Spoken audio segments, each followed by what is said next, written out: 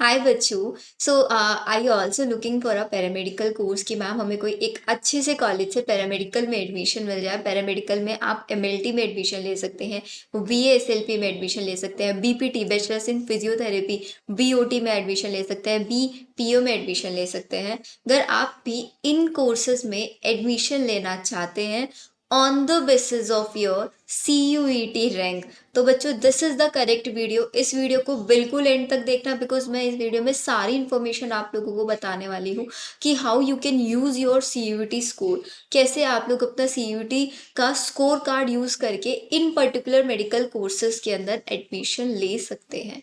ठीक है, वीडियो को एंड तक देखना एंड चैनल को सब्सक्राइब जरूर कर दो एंड जल्दी से लाइक कर दो वीडियो को, ताकि आप लोगों को आने वाली सारी नोटिफिकेशंस एंड नोटिफिकेशन ऑन करके भी रखना, सारी अपडेट आप लोगों को मिलते रहे। बिकॉज आप लोगों के लाइक से ही मुझे पता चलेगा कि हाँ, हाउ मेनी स्टूडेंट जो are clearly looking for admission in CUET based IP university.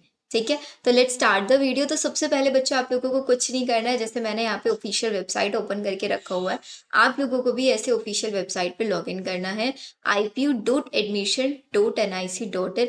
इसका लिंक आपको डिस्क्रिप्शन में मिल जाएगा, आप वहां से चेक कर सकते हैं। ठीक है, तो just have a look here कि जैसे आप लोगों को ये वेबसाइट पे आप जाओगे तो सबसे पहले ही आप लोगों को शेड्यूल मिलेगा, जिसमें इन्होंने शेड्यूल में आपका एक तो BA इकोनॉमिक्स के लिए निकाला है एज वेल एज पैरामेडिकल के लिए भी निकाला है। पैरामेडिकल का कोड 105, जिसमें आप लोगों को कौन कौन से कोर्सेज मिल रहे हैं वो मैं आप लोगों को दिखाऊंगी। पहले एक बार हम लोग शेड्यूल चेक कर लेते हैं। लेट्स सी ये हमारा शेड्यूल क्या कहता है। ये शेड्यूल बेटा आपका 20 अक्टूबर में आया था। इस शेड्यूल में क्लियरली इन लोगों को लिख के दिया हुआ पैरामेडिकल कोर्स कौन सा आपका, bachelors in physiotherapy BOT BPO BSc MLT and BSLP। सिर्फ इन्हीं कोर्सेज के अंदर आप एडमिशन ले सकते हैं। किस मेरिट के बेसिस पे?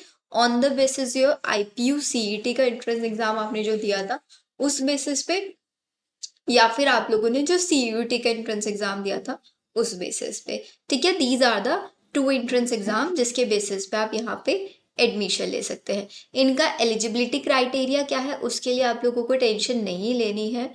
ठीक है, अगर आप, हाँ, एक चीज यहाँ पे जरूर आएगा कि हमारे क्या सिर्फ और सिर्फ Delhi based students he in college में एडमिशन ले सकते हैं या फिर आउट ऑफ द दिल्ली भी। तो आप यहाँ पे एलिजिबिलिटी क्राइटेरिया में इसको रीड कर सकते हैं। Candidates are required to kindly go through the eligibility criteria, जो कि उन्होंने ब्रोचर में रिलीज करके दिया था। Seat shall be allocated on the basis of all India basis. All India basis पे होगा, दिल्ली एंड आउटसाइड दिल्ली हर एक स्टूडेंट को यहाँ पे अपॉर्चुनिटी मिलने वाली है। लेकिन अब वो अपॉर्चुनिटी मिलेगी कैसे? जो आप लोगों ने CUET का एंट्रेंस एग्जाम दिया था एज वेल एज यहाँ पे रजिस्ट्रेशन किया था, उसके बेसिस पे इन्होंने एक मेरिट लिस्ट बना के दी है। मैं एक बार आप लोगों को पहले वो मेरिट लिस्ट भी दिखा देती हूँ कि कहाँ से आप लोगों को चेक करना है कि मैम मेरा मेरिट लिस्ट में नाम है या नहीं है। तो just will go on back side. तो अब यहाँ पे देख सकते हैं टेंटेटिव मेरिट लिस्ट इन्होंने दिया हुआ है। CUET registered candidate who have appeared, जिन्होंने अपना डॉक्यूमेंट वेरिफिकेशन करा दिया था पैरामेडिकल काउंसलिंग के लिए, तो यहाँ पे आप लोगों को मेरिट लिस्ट मिलेगा। यहाँ पे इन्होंने क्लियरली स्टूडेंट्स के नाम दिए हुए हैं कि किस स्टूडेंट ने किस कोड के लिए रजिस्ट्रेशन किया था। ये आपका CET कोड 124 के लिए है for the academic session. Students का application number, name, father name and उसका कितना स्कोर है, उसकी रैंक एंड मेरिट भी इन्होंने दी हुई है। ऐसे अगर आप देखें टोटल इन्होंने यहाँ पे 47 स्टूडेंट्स का रैंक और मेरिट लिस्ट बना के दिया हुआ है। अब आप सोचेंगे कि मैम क्या सिर्फ इन्हीं स्टूडेंट का एडमिशन होगा, हमारा एडमिशन नहीं? ऑब्वियसली हो सकता है आपका भी एडमिशन अगर आपने रजिस्ट्रेशन किया हो, बिकॉज ये अभी फर्स्ट मेरिट लिस्ट आई है। इसके बाद और भी मेरिट लिस्ट आएंगे जिनमें आप वेट कर सकते हैं कि मैम हमारा भी नंबर आ जाएगा। ऑब्वियसली आ सकता है। ठीक है, तो आप लोग लास्ट कट ऑफ के अकॉर्डिंग चेक कर सकते हैं कि लास्ट जो है वो 66 परसेंटाइल पे गया हुआ है। तो अगर आपका भी इतना स्कोर है तो आप सोच सकते हैं कि हाँ मैम हमको मिल जाएगा। ठीक है, ये मैंने आप लोगों को मेरिट लिस्ट दिखा दिया। अब एक बार हम लोग शेड्यूल पे आ जाते हैं। फीस कितना होना चाहिए? तो बच्चों 60,000 आप लोगों को, जब आप सीट अलॉट होगी आपको तो सीट लॉक के लिए आपको 60,000 पे करना ही करना होगा। दिस इज मैंडेटरी, हर एक स्टूडेंट के लिए मैंडेटरी है। ठीक है, नेक्स्ट वन, क्या क्या डॉक्यूमेंट्स आप लोगों को चाहिए सीट जब आपको अलॉट हो जाएगा।